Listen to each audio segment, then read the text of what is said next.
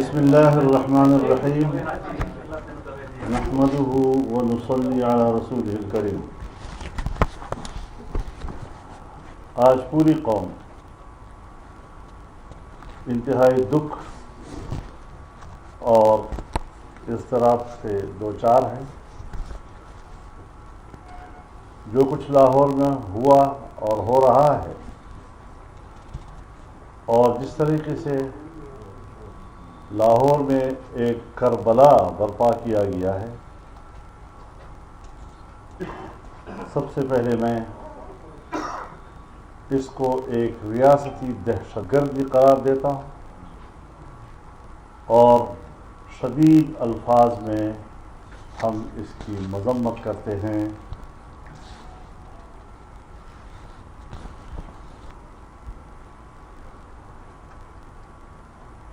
ناموس رسالت کے تحفظ کے لیے آواز اٹھانے والوں کو گولیوں سے بھون ڈالا گیا ہے۔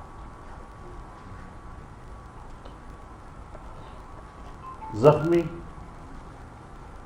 اور شہداء مسجدوں میں پڑے ہوئے ہیں، ان پر ہسپتالوں کے دروازے بند کر دیے گئے ہیں۔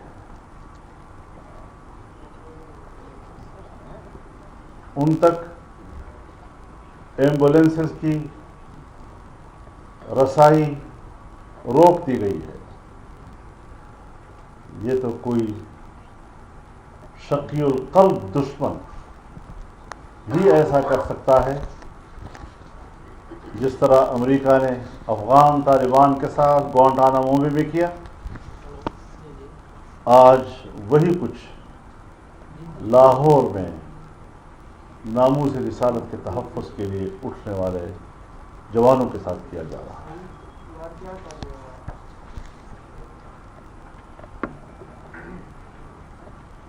پی ٹی آئی، جس نے خود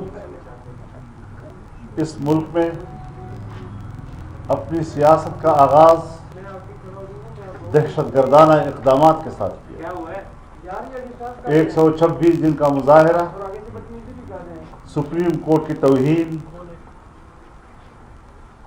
اور پی ٹی وی کی بلڈنگ پر قبضہ، یہ ساری چیزیں اس پاکستان کی تاریخ کا حصہ ہیں۔ جو لوگ ملک کی تذلیل کریں، جو لوگ پاکستان کے عقیدے اور نظریے کی توہین اور نفی کریں، ان کو تو ریاستی پشت پناہی حاصل ہو، لیکن اگر کوئی اس بات پر احتجاج کرتا ہے کہ فرانس میں یا ڈنمارک میں یا یورپ کے کسی ملک پہ جناب رسول اللہ صلی اللہ علیہ وسلم کی توہین کی گئی ہے اور ہم اس پر احتجاج کرتے ہیں، اس کے لیے یہاں پاکستان مذبح خانہ بن جاتا ہے۔ ایک اسلام کے نام پر بننے والا ملک، آج اس میں نہ اسلام محفوظ ہے، نہ ناموس رسالت محفوظ ہے، نہ عقیدہ ختم نبوت محفوظ ہے، اور اسی حکومت نے اس ملعونہ کو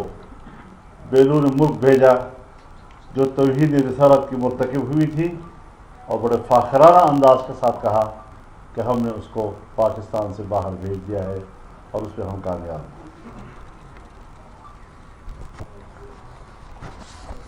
آج عمران خان فرانس کا ہیرو بنا ہوا ہے، شرم آنی چاہیے۔ جس ایجنڈے کے لیے اور جس ایجنڈے کی تکمیل کے لیے ان کو اقتدار میں لایا گیا، آج وہ چہرے بھی بے نقاب ہو گئے۔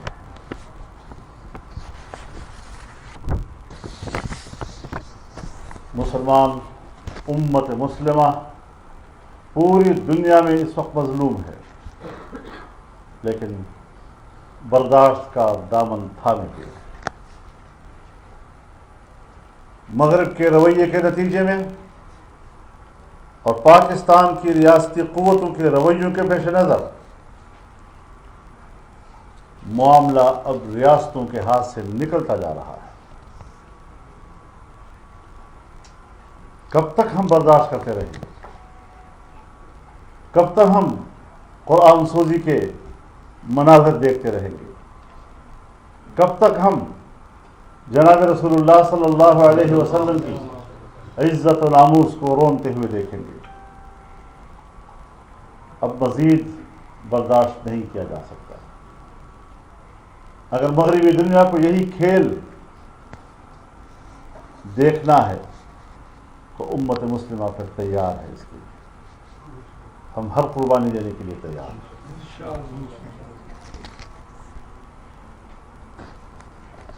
فرانس کے سفیر کا مسئلے کو عزت کا مسئلہ کیوں بنایا گیا؟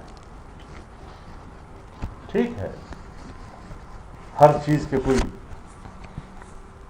نقصان دہ پہلو بھی ہوتے ہیں، لیکن اگر وہ پاکستان کے 22 کروڑ مسلمانوں کے عقیدے کو رونتا ہے، جناب رسول اللہ صلی اللہ علیہ وسلم کی توہین کا مرتکب ہوتا ہے، تو پھر ان کو معلوم ہونا چاہیے کہ ہمارے نزدیک اپنے رسول اللہ کی عزت و ناموس اول، ہماری زندگیاں بات ہے۔ اگر ہمارے پیغمبر کا ناموس محفوظ نہیں تو ہمیں زندہ رہنے کا کوئی حق حاصل نہیں۔ لہذا میں اعلان کرتا ہوں کہ فرانس کے سفیر کا جانا اب ٹھہر گیا ہے، اور اب اس میں مصلحتوں کی کوئی گنجائش باقی نہیں رہی۔ میں پنجاب پولیس سے بھی کہنا چاہتا ہوں کہ وہ اپنے بڑوں کے وہ احکامات جو پوری دنیا میں ریاستی دہشت گردی کے زمرے میں آتی ہے، پنجاب پولیس اپنے افسروں کے احکامات کو تسلیم کرنے سے انکار کر دے اور اپنے مسلمان بھائیوں پر گولی چلانے سے باز آ جائے۔ یہ ان کے نجات کا راستہ ہے۔ جو مناظر ہم دیکھ رہے ہیں وہ مناظر ناقابل برداشت ہے، وہ انسانی مناظر نہیں۔ یہی مناظر جب کشمیر میں ہوں گے تو آپ کہیں گے ہندوستان کی ریاستی دہشت گردی۔ یہی صورتحال جب فلسطین میں ہوگی تو آپ کہیں گے اسرائیل کی ریاستی دہشت گردی۔ تو پھر اگر پاکستان کی ریاست اور اس کی ریاستی ادارے اور اس کی ریاستی قوتیں اپنی قوم کے اوپر اس طرح گولیاں چلاتی ہیں، بختر بند گاڑیاں ان کے اوپر چڑھاتی ہیں، تو کیا ہم ان کو ریاستی دہشت گردی نہیں کہیں گے؟ حکمران اور ان کے وزراء سن لیں، ہمارے نزدیک پی ٹی آئی اور ان کے وزراء دہشت گرد ہے۔ رسول اللہ کی ناموس کے لیے لڑنے والے یہ دہشت گرد نہیں ہو سکتے۔ کیا حالات پیدا کرنے جا رہے ہیں؟ کیا ارادے ہیں تمہارے؟ ہم اس ملک میں غیر آئینی حکمرانی تسلیم نہیں کریں گے، ہم نے آج تک بھی نہیں کی۔ لاہور میں یزید کی یزیدیت نے جو کربلا نافذ برپا کی ہے، آج وہ بے نقاب ہو گئے ہیں۔ ہم مطالبہ کرتے ہیں کہ جو معاہدات ان کے ساتھ ہوئے ہیں، ان معاہدات کے فریق کون ہیں؟ ان معاہدات کی عبارت کیا ہے؟ ان معاہدات کے نکات کیا ہیں؟ ان معاہدات پر دستخط کرنے والے کون ہیں؟ یہ ساری تفصیل پارلیمنٹ میں لائی جائے، عوام کے سامنے لائی جائے۔ دہشت گرد کے ساتھ معاہدہ کرنے والا بھی تو دہشت گرد ہی کے زمرے میں آئے گا نا۔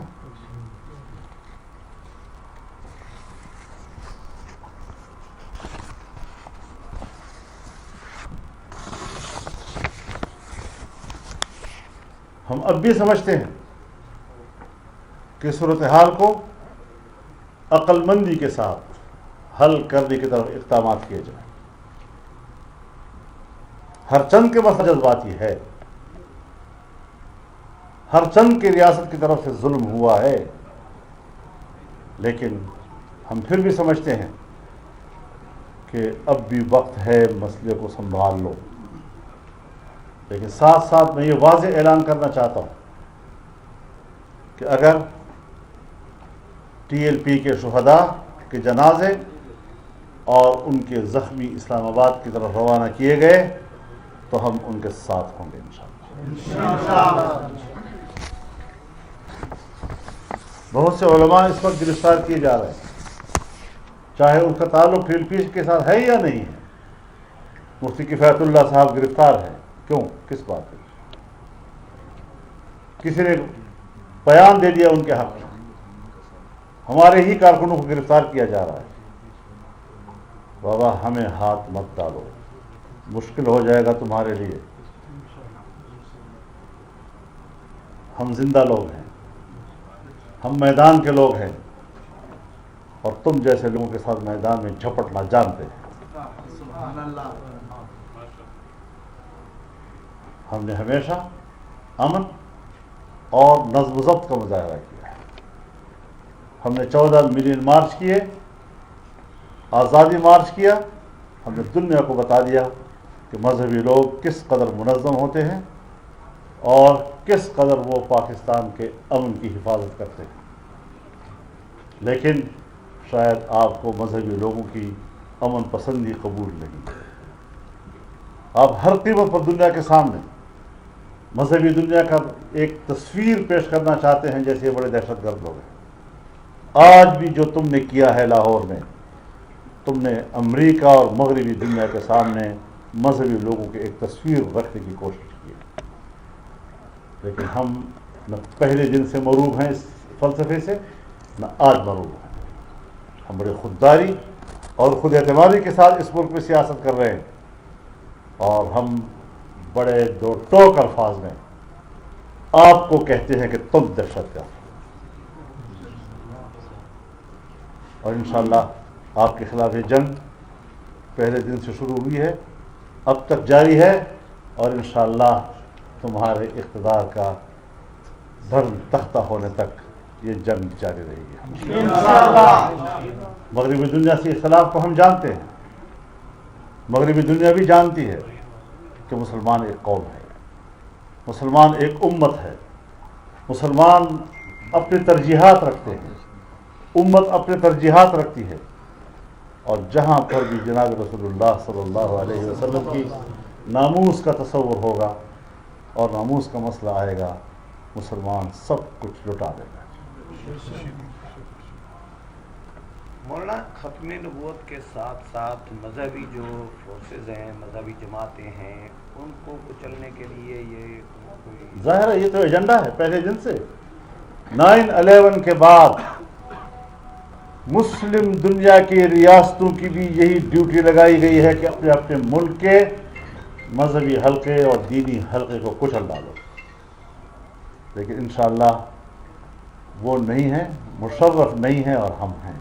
مولانا، آپ سمجھتے ہیں کہ زرداری صاحب اور نواز شریف صاحب یہ سب بھی انہی نکات پہ آپ کے پیچھے چلیں گے، اور کوئی ایسی چیز جو بیرونی دنیا کی ہے وہ اس سے مروب نہیں ہوگی، یا صرف مذہبی جماعتیں اکٹھے ہوں گی؟ میں اس وقت متحدہ مجلس امن کے پلیٹ فارم سے گفتگو کر رہا ہوں اور اپنا نقطۂ نظر دے رہا ہوں. مجھے یقین ہے کہ جو ہماری سوچ ہے وہ ہر مسلمان کی سوچ ہے. اس سوچ سے اختلاف اگر کر سکتا ہے تو یا پی ٹی آئی کر سکتی ہے یا اس کے سرپرست کر سکتے ہیں. مولانا صاحب، ایک طرف سے تو کہا جاتا ہے کہ ان کے بیان نہ چلائیں، اور دوسری طرف سعد رضوی صاحب کے زور دیا جاتا ہے میڈیا پہ کہ ان کا بیان چلائیں، تو اس پہ کیا کہیں گے سر؟ میرے خیال میں میڈیا کو آزاد ہونا چاہیے، اور میڈیا کو یہ ساری خبریں چلانے کی اجازت ہونی چاہیے.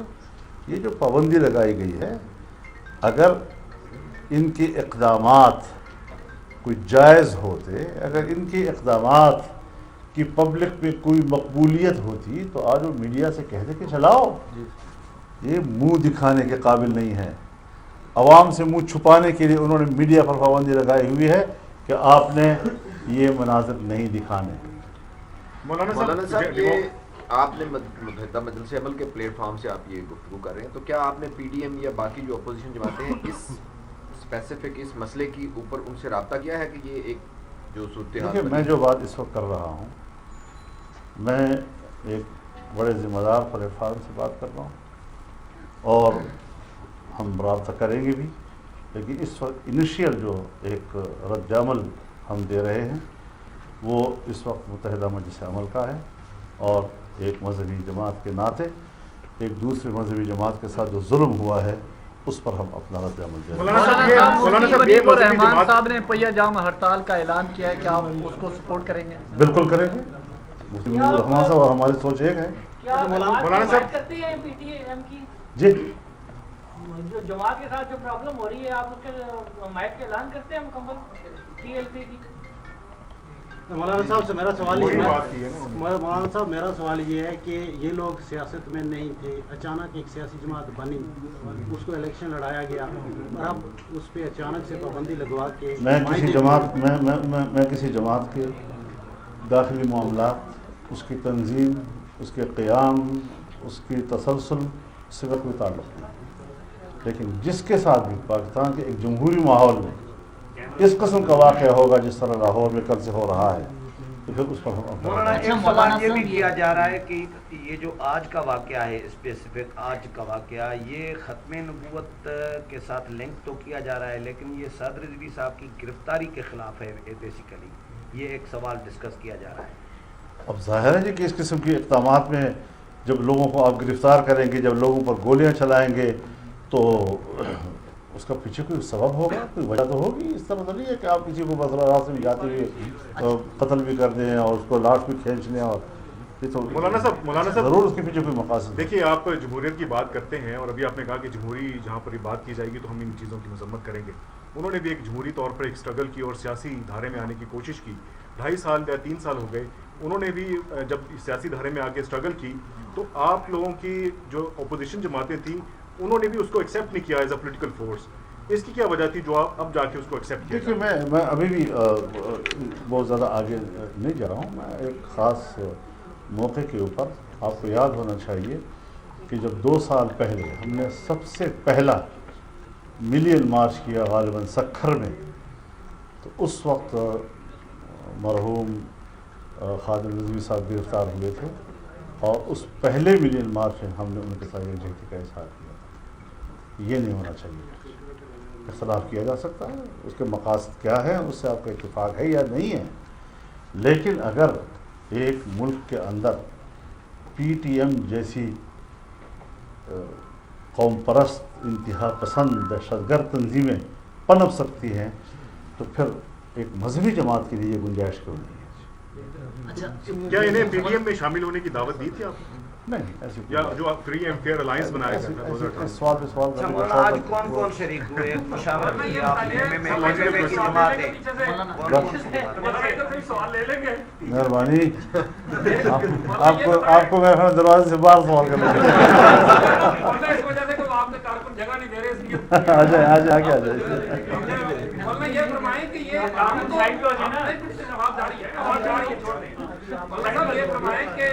ہم تو متحدہ مجلس عمل کو بھول چکے تھے، جماعت اسلامی بھی چھوڑ چکی تھی، کوئی بھی نہیں تھا، یہ آج متحدہ مجلس عمل کہاں سے نکل آئی؟ بہت اچھی بات ہے، یہی آپ سے توقع تھی۔ یہ بتائیے